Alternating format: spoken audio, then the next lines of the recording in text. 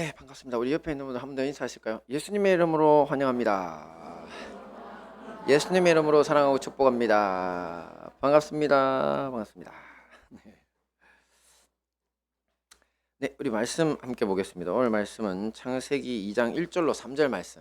우리 다 함께 보겠습니다. 시작. 천지와 만물이 다 이루어지니라. 하나님이 그가 하시던 일을 일곱째 날에 마치시니 그가 하시던 모든 일을 그치고 일곱째 날에 안식하시니라.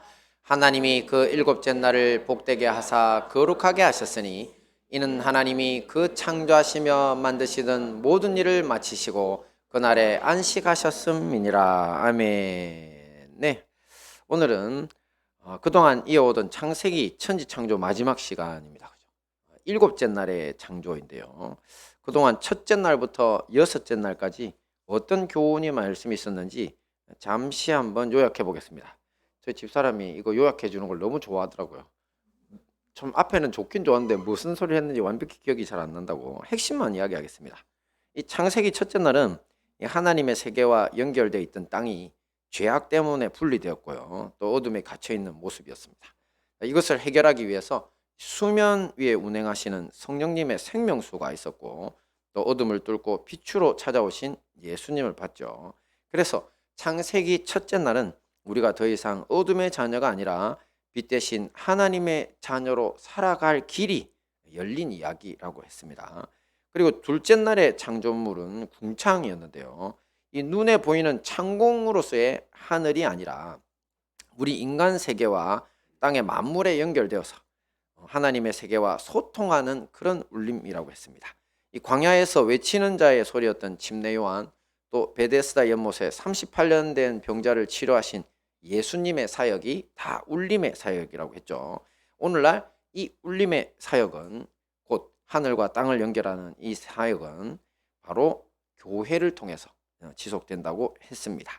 그리고 셋째 날의 창조는 이 땅의 창조에 대한 이야기인데요. 바다와 땅으로 갈라지죠. 물이 궁창 아래에 있는 물들이. 자, 이것은 우리가 생명의 물에서 나온 생명의 땅이라는 좋은 재료로 창조된 존재들이라는 것을 말씀하고 있습니다. 우리 인간이. 자, 그러므로 우리 모두 하나님이 어떤 말씀을 주시든지 그대로 받아 실천함으로 30배, 60배, 100배 결실을 맺는 옥토가 되자고 했죠. 그리고 넷째 날 창조된 궁창의 해달, 그것은 실체이신 하나님의 빛을 예표하는 징조라고 했습니다. 첫째 날에 예수님이 빛이셨죠. 근데 그와 대꾸가 되는 넷째 날에 주님께서 하늘에 예수님을 상징할 수 있는 하나님의 빛을 상징할 수 있는 해달을 하늘에 걸어 놓으셨습니다. 그리고 이것은 또 치료의 강선이기도 하고요. 그리고 궁창의 별들은 이 어둠의 길을 걷는 사람들을 옳은 길로 인도하는 이 의로운 사람들을 예표한다고 했습니다. 그러므로 우리도 하늘의 별처럼 누군가의 앞길을 비춰서 예수님께 인도하는 빛된 삶을 살자고 했고요. 그리고 다섯째 날 창조의 주인공들은 궁창을 나는 새, 또 큰 바다 짐승과 여러 생물들인데요. 특별히 새는 땅에서 살지만 하나님의 세계로 날아올라 비행하다가 다시 땅으로 돌아와서 사람들을 이끄는 성직자들을 상징한다고 했는데요. 근데 만약 이들이 타락하게 되면 더 악한 존재가 된다고 했습니다. 그리고 오늘날은 우리 성도들 모두가 성령 충만한 기도로서 하나님의 세계와 이 땅을 오가며 이렇게 궁창을 나는 새의 사명을 감당할 수 있다고 했죠. 그리고 바다는 하나님의 생명수인 지식의 말씀을 상징하고 있는데 이 큰 바다 짐승들은 정치, 종교, 이 지도자 등을 말하는 이 땅의 통치자들을 상징한다고 했습니다. 근데 이 하나님을 아는 지식의 바닷물이 오염되면 이 지도자들이 바다 괴물로 타락한다고 했고요. 또 이것을 해결하기 위해 하나님의 말씀에 순종하는 사람들이 생육하고 번성해서 온 세상에 충만해야 한다고 했습니다. 그러면서 또한 예수님처럼 하늘의 미랄이 되어 죽음으로써 이 땅의 가정과 세계를 하나님의 세계로 만들 수 있다고도 했습니다. 그리고 여섯째 날 창조의 주인공은 사람이었죠. 하나님의 형상, 곧 만물을 다스리는 왕으로 이렇게 부름받았다 그랬죠. 그리고 하나님의 모양, 이제 성령님을 통해서 하나님의 본성, 하나님의 성품을 그 생명을 나눌 수 있는 내적 생명을 나눌 수 있는 존재, 하나님의 형상, 하나님의 모양으로 창조됐습니다. 하지만 타락하면서 그것을 잃어버리고 오랜 세월 짐승처럼 방황하는 삶을 살게 됐다고 했습니다. 하지만 예수님을 통한 재창조로 이 모든 것을 회복할 길이 열렸다고 했습니다. 저 재창조의 끝에 새하늘과 새 땅이 있는 겁니다. 자, 이렇게 창세기 첫째 날부터 여섯째 날까지는 이 단순한 물질적 창조 이야기를 넘어서는 이야기입니다. 자, 온 세상과 인류 구원을 향한 하나님의 계획, 활동, 그리고 예수님 안에서 새로운 창조물로서 우리 그리스도인들의 사명이 들어있는 겁니다. 자, 그런데 오늘 일곱째 날이 그 완성의 날이라고 할 수 있습니다. 자, 말씀 함께 봅니다. 시작. 천지와 만물이 다 이루어지니라. 네, 여기서 만물에 해당하는 히브리어 원어는 차바입니다. 자, 이 단어는 구약 성경에서 480회 이상 아주 많이 사용된 단어인데요. 우리 성경은 이 단어를 만물이라고 번역하고 있지만 사실은 만물이라는 의미보다 여기서는 군대나 전쟁을 하다라고 하는 뜻을 가진 단어입니다. 차바가. 그러니까 의역을 한 겁니다. 우리 성경이. 그냥 다 만드셨으니까 물질적으로 만든 이걸 그냥 만물이다 이렇게 말을 했는데 그게 아니라 이 만물은 물질적으로 만드신 이 모든 것들은 군대다는 겁니다. 원어 성경을 보면. 그래서 진짜 제대로 번역을 하려고 했다면 이제 만물을 하늘 군대라고 번역을 했어야 됩니다. 천군이라고. 그러면 천지와 만물이 다 이루어지니라가 아니라 천지와 하늘의 군대가 다 이루어지니라. 이렇게 봐야 된다는 거죠. 이런 소리 처음 들으셨죠? 제가 사이비 같죠? 느헤미야 9장 6절 말씀 함께 봅니다. 시작. 오직 주는 여호와시라. 하늘과 하늘들의 하늘과 이룰 성신과 땅 위의 만물과 바다와 그 가운데 모든 것을 지으시고 다 보존하시오니 모든 천군이 주께 경배하나이다. 할렐루야. 근데 지금 보시는 느헤미야 9장 6절 말씀이 바로 하나님이 창조하신 하늘, 또 하늘들의 하늘, 더 높은 차원의 하늘을 말합니다. 그리고 해달별, 땅과 땅 위의 모든 것들, 또 바다와 그 가운데 모든 것을 다 지으시고 그랬죠. 그렇죠? 저게 바로 모든 천군입니다. 그러니까 저거 다 지어놨으니까 하늘의 천사들이 주께 경배하는 게 아니고요. 지금 세상에 하나님 창조하신 저 창조물들 저기를 다 하늘 군대인 천군이라고 제대로 번역하고 있는 겁니다. 할렐루야. 자, 앞에서 창세기 첫째 날부터 여섯째 날까지의 의미를 요약하면서 살펴본 것처럼 이 창세기의 하루하루로 표현된 이 천지 만물의 창조 속에는요, 하나님이 우리에게 주시고자 하는 메시지, 숨겨진 메시지가 들어 있습니다.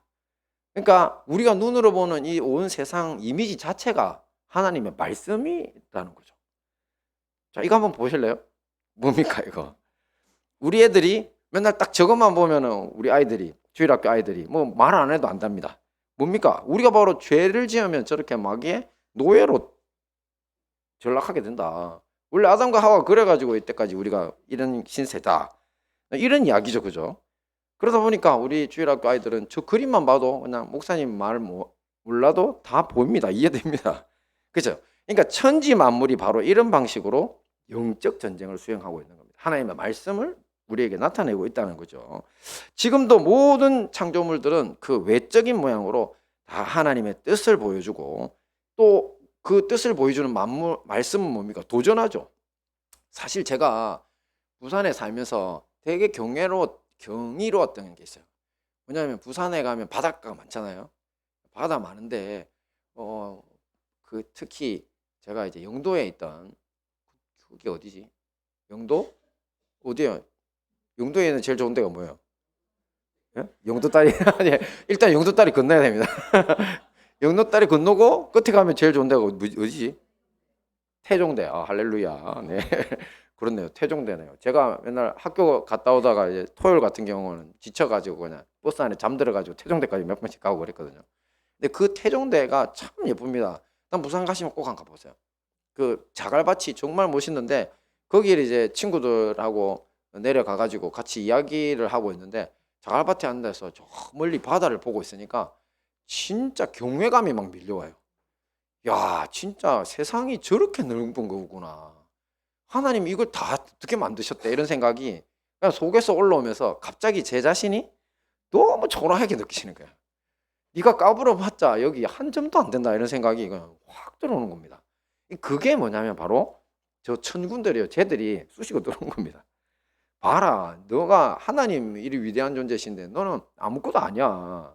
하지만 나는 그래 하나님 자녀잖아. 벌떡 일어날 수는 있죠. 하지만 온 세상을 볼 때 하나님을 부인할래야 부인할 수가 없는 겁니다.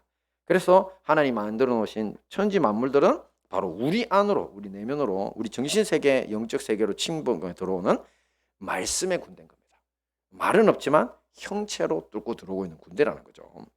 이뿐만 아닙니다.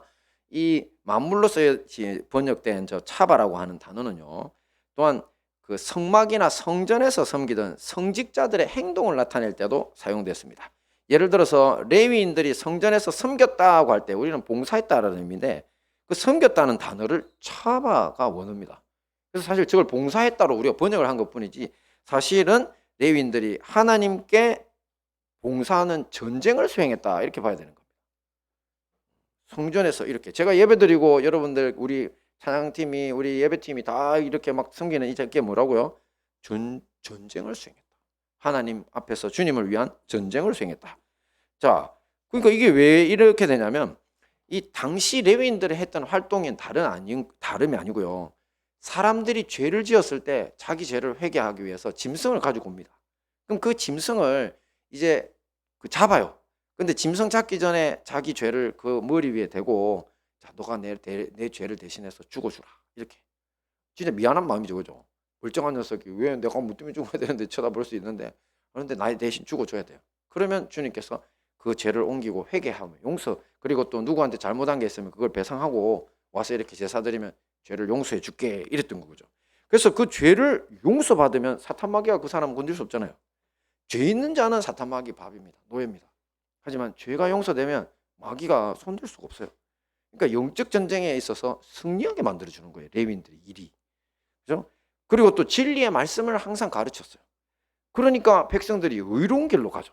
마귀들은 항상 거짓말 하잖아요. 속여야 되는데 진리의 말씀, 바른 길을 가르쳐 주니까 자기들 전쟁에 패배하는 거지. 그러니까 이 모든 일들이 바로 혼돈과 공허, 흑암으로 인류를 붙잡고 있던, 땅이 혼돈하고 공허하며 흑암이 깊은 미에 있던 그 상태에 이런 사탄 마귀를 무찌르는 영적 전쟁에 이르는 겁니다. 저게 바로 차바라고 하는 단어가, 그렇게 우리 천지 만물을 창조하신 목적이 바로 그런 군대로 하나님이 쓰시고자 다 그 안에 이런 뜻을 담고 두셨다는 거죠. 자, 이 말씀을 오늘날 우리 삶에 적용해 보면 어떻게 됩니까? 예수 그리스도를 믿고 따르는 우리의 외모, 그리고 삶의 태도, 행동 하나하나가 바로 하나님의 말씀의 군대라고 할 수 있습니다. 이 주변에 있는 분들을 전도하려고 할 때 유창한 말로 할 필요가 없는 이유가 그겁니다. 아니, 우리 맨날 제 어릴 때 우리 어머니가 욕하시던 게, 우리 어머니도 교회 다니면서 뭐라고 하셨다고요? 예수쟁이들 말뿐이라고. 이거 주둥이만 발달해가지고 뒤에서 그냥 막 사람들이 욕하는 소리, 그거에 안 믿는 사람들 하는 소리 그거래. 저 늘 듣고 살았거든요. 제가 또 말을 오죽 잘합니까? 네, 그래서 제가 말로 전도 안 하기로 결심을 했더랬어요, 어릴 때부터. 말로 전도 안 해야 되겠다. 우리 엄마도 나한테 이런 사람들 욕하는데 자기도 교회 다니면서. 그러니까 유창한 말로 전도할 필요 없습니다. 우리가 예수님 닮은 모습 그 자체가 영적 전쟁을 수행해내는 거죠. 그리고 사망과 어둠에 갇혀서 죽어가고 있는 영혼들을 구원해내는 겁니다. 그래서 우리가 이런 삶 살기에 힘써야 될 것입니다. 마지막 봅니다. 시작. 일곱째 날에게 복을 주사. 네. 자, 일곱째 날에는 창조물이 있는데요. 지금까지 교회를 오래 다니신 분들은 입말이 좀 이상하게 들릴 겁니다. 왜냐하면 일곱째 날은 하나님이 쉬셨다고만 알고 있잖아요, 그죠? 근데 이게 무슨 소린가라는 거죠. 자, 또 결론부터 말씀을 드리면 일곱째 날의 창조물은 일곱째 날, 곧 안식일 그 자체라고 할 수 있습니다. 이것도 사실은 우리가 조금 알아듣기 힘들게 번역이 된 면도 있긴 있어요. 성경 말씀 봅니다. 시작. 하나님이 그 일곱째 날을 복되게 하사 거룩하게 하셨으니 이는 하나님이 그 창조하시며 만드시던 모든 일을 마치시고 그날에 안식하셨음이니라. 네, 여기 보시면 하나님이 그 일곱째 날을 복되게 하사라고 했는데요. 사실 히브리 원어 성경에 더 충실한 번역은 일곱째 날에게 복을 주사입니다. 복받은 대상이 누구라고요? 일곱째 날입니다. 그렇죠? 그러니까 주님이 앞에서 보시면 창세기에서 보시기에 좋았더라 하시면서 복 주시고 막 빌어 주신 거는 다 창조물들이었잖아요. 그죠? 그러니까 결국 일곱째 날 자체가 하나님의 축복을 받는 창조물이라는 거죠. 자, 이게 무슨 말이냐면 일곱째 날이 복을 받은 이유에 대해서 문맥상을 보면 앞에서 보신 창세기 2장 3절 말씀은 하나님이 그날에 안식하셨기 때문에 일곱째 날이 복을 받았다 이렇게 써놨죠. 그죠? 하나님이 안식하셨기 때문에 할 듯 말 듯한데, 자, 우리는 보통 하나님이 쉬셨기 때문에 그날이 복을 받았다 이렇게 생각하기 쉽습니다. 왜냐하면 안식한다 이것을 그냥 쉼이라는 단어와 같은 것으로 보기 때문이죠. 자, 히브리어 원어 성경에서 안식을 나타내는 단어는요 이렇게 샤바트입니다. 근데 이 샤바트는 쉼이라는 뜻 맞습니다. 분명히 쉼이라는 뜻을 가지고 있거든요. 하지만 이 단어의 유래가 된 단어가 어원이 바로 쉐바라는 단어인데, 그것을 한번 살펴보면 안식일을 단순히 쉬는 날의 의미로만 받아들일 수 없다는 사실을 알게 됩니다. 왜냐하면 이 샤바트 안식일의 원어인 쉐바는요 7번 큰 소리로 선언하다 또 맹세하다라는 뜻을 가지고 있습니다. 자, 7은 우리 모두가 아는 것처럼 완전수죠. 그러므로 안식일의 안식이 쉼과 휴식의 의미로 쓸 수 있는 이유가 여기 있다는 겁니다. 뭐냐면 하나님이 완성하신 날이라서, 그리고 하나님이 완전히 맹세하신 언약의 날이라서 너희들에게 쉼이 있다는 겁니다. 그냥 쉼이라고 하는 밖으로 나오는 표면적 단어를 보지 말고 원어에서 이게 왜 쉼이 되었느냐, 하나님이 완성하신 날이라서 쉼이고, 그리고 하나님이 언약을 하신 날이라서 쉼이다. 도대체 무슨 언약일까? 여러분 무슨 언약일 것 같아요? 그것은 다름 아닌 하나님과 사람의 언약, 부모와 자녀의 언약입니다. 함께 봅니다. 시작. 내가 여호와의 명령을 전하노라. 여호와께서 내게 이르시되 너는 내 아들이라. 오늘 내가 너를 낳았도다. 그렇습니다. 자, 이게 바로 언약인데요. 저게 왜 언약이 됩니까? 자, 깊이 생각 안 해보셨죠? 하나님이 사람을 뭘로 만드셨다고요? 흙먼지를 모아다가, 그죠? 자기의 생기, 하나님의 호흡, 생명을 불어 넣으셔서, 성령을 불어 넣으셔서 이제 하나님의 아들, 하나님의 자녀로 만들어 주신 겁니다. 금방 자기가 낳았다고 하셨잖아요, 그죠? 너는 내 아들이라고 하나님 말씀하시는 거예요. 우리 보고 자기 자녀로 만들어 준 겁니다. 자, 이것 자체가 뭐다? 언약입니다. 언약. 저는 이제 전공을 법학을 했는데요. 언약이라고 하는 건 오늘날 바꾸면 계약입니다. 계약. 부모와 자식 간의 계약입니다. 자, 자동 계약이죠. 원래 계약은 동의가 있어야 되는데 낳는 그 자체로 성립되는 계약 관계입니다. 자, 어떤 계약이 그 계약은 계약이 있으면 계약은 권리 의무가 동반되거든요. 자, 우리가 자녀를 낳아 기르는 모습을 한번 생각해 보시면 부모는 어떤 의무를 지냐면 자녀를 먹이고 입히고 부양해야 할 의무를 집니다. 자, 만약에 부모가 자식을 낳았는데 요즘 버리는 거 보셨죠? 며칠 전에도 지나가면서 무슨 들리는 소리를 들어보니까 무슨 아가씨가 애를 갖다가 뭐 낳은 지 하루 만이나 이틀 만에 버려가지고 경찰에 잡혀갔던데. 근데 뭐 자기 자식인데 자기가 알아서 처분해도 되면은 그건 뭐 때문에 잡아갑니까? 그게 법적으로도 의무가 있거든요. 버리면 안 됩니다. 키워야 돼요. 그것도 잘 키워야 될 의무가 있다니까요, 부모한테.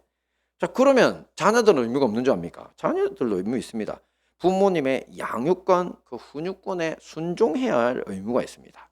자, 이것이 바로 자식이 태어나자마자 그 부모와 자녀 간에 자동적으로 성립되는 언약이고 계약인 것입니다.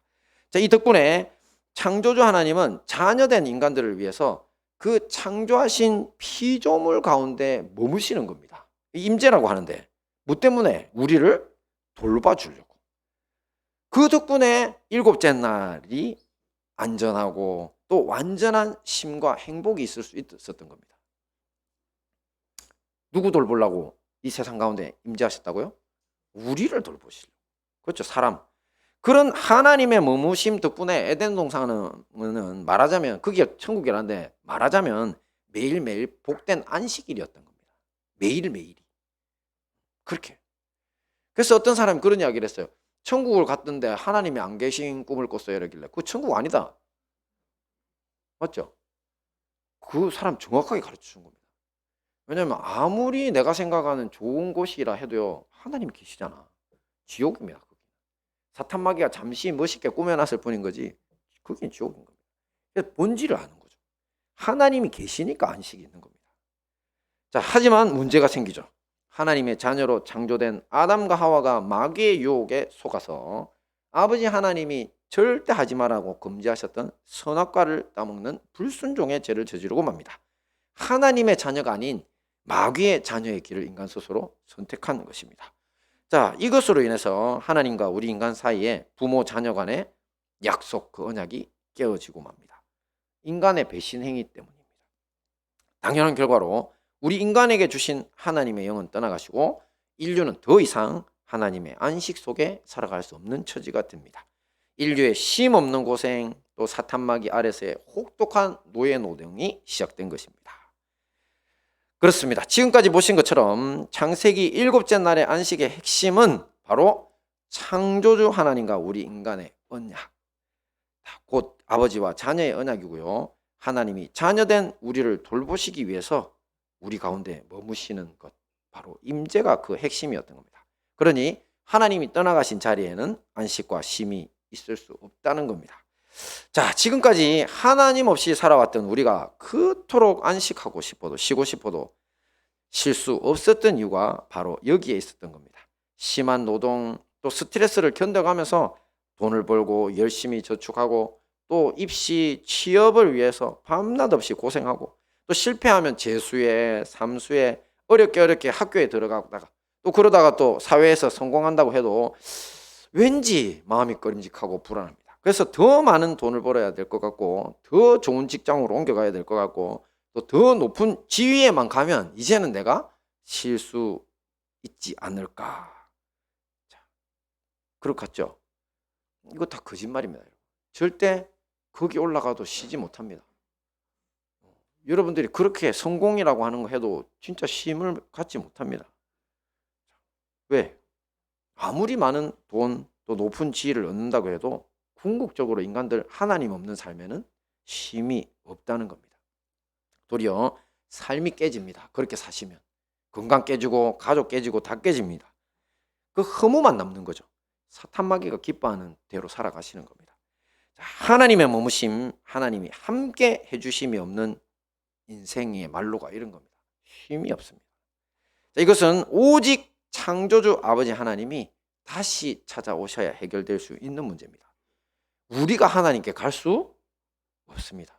그래서 성경을 읽어보시면 요한복음을 열심히 보시면 하나님, 예수님이 계속 나는 하늘로부터 왔다고 계속 이야기하세요. 그래서 하늘 이야기를 너희들에게는 다 하지만 너희가 못 알아듣는다. 왜? 그분이 안 오시면 우리가 해결될 수 없기 때문에 오신 거예요. 우리는 못 갑니다. 그래서 예수님을 천국에 사닥다리라 했죠. 자, 그러니까 금방 답이 다 나왔네요. 그 안식 없는 인생을 해결할 수 있는 답이 여기 나와 있는 겁니다. 함께 봅니다. 시작. 말씀이 육신이 되어 우리 가운데 가심에 우리가 그의 영광을 보니 아버지의 독생자의 영광이요 은혜와 진리가 충만하더라. 할렐루야. 네, 말씀이 육신이 되어 곧 창조주 예수님이 사람이 되어서 다시 우리 가운데 찾아오셨습니다. 하나님의 임재가 예수님의 성육신을 통해서 다시 이 땅에서 시작된 겁니다. 그러므로 이제 우리는 예수님 안에서 다시 태초의 하나님의 안식을 누릴 수 있는 길이 열린 겁니다. 네, 그 길이 바로 여기에 있습니다. 함께 봅니다. 시작. 하나님이 세상을 이처럼 사랑하사 독생자를 주셨으니 이는 그를 믿는 자마다 멸망하지 않고 영생을 얻게 하려 하심이라. 영접하는 자, 곧 그 이름을 믿는 자들에게는 하나님의 자녀가 되는 권세를 주셨으니. 아멘. 그렇습니다. 예수님 믿으시고 여러분의 삶에 예수님 환영하셔서 모셔드리면 됩니다.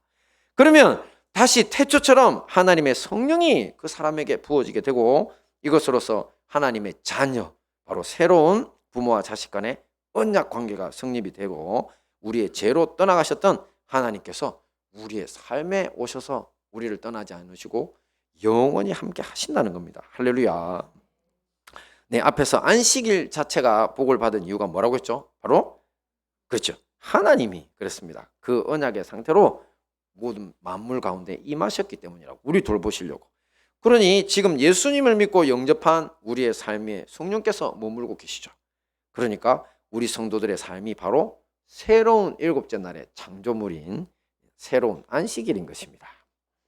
혹시 이 자리에 예수님을 모른 채 진정한 안식을 누리지 못하는 분들이 계신다면 어른 아이 할 것 없이 예수님을 영접하시고 여러분의 죄를 고백하시고 성령 받아서 일곱째 날에 창조물이 되어서 이 쉼없는 인생에 진정한 쉼을 누려야 할 것입니다.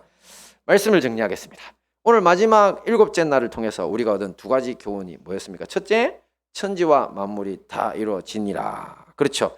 여기 천지 만물들은 다 하나님의 뜻을 보여주고 있고 우리 안으로 침공에 들어오는 하늘 군대라고 했죠. 말은 없지만 그 외모로 영적 전쟁을 수행하고 있다고 했고요. 우리 역시 유창한 말이 아니라 예수님 닮은 모습으로 영적 전쟁을 수행해서 사망과 어둠에 갇혀 죽어가고 있는 영혼들을 구원하기에 힘쓰자고 했습니다. 마지막은요, 일곱째 날에게 복을 주사. 그렇습니다. 예수님을 통해 성령 받고 참된 쉼 얻은 우리 성도들의 삶이 바로 새로운 일곱째 날의 창조물, 새로운 안식이라고 했습니다. 이 모든 말씀으로 참된 안식 누리며 승리하시는 우리 행복한 다니엘 교회와 형제교회 성도님들 되시기를 축원합니다. 아멘. 우리 다음